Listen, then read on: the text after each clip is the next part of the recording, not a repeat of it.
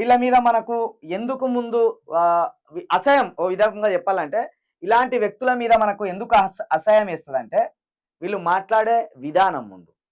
వీళ్ళు 2 అబద్ధాలు చెప్తారు. కేసీఆర్‌కి మంత్రి పదవికి ఇయ్యకపోతే పార్టీ పెట్టిండు అనేది.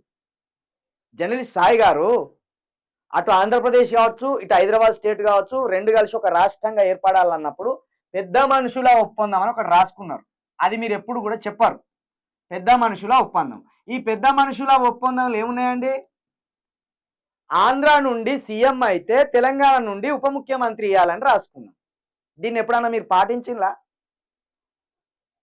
ఆంధ్ర నుండి ముఖ్యమంత్రి ఉంటే తెలంగాణ నుండి ఉప ముఖ్యమంత్రి ఉండాలి అనేది పెద్ద మనుషుల ఒప్పందంలో స్వయంగా రాసుకున్నది.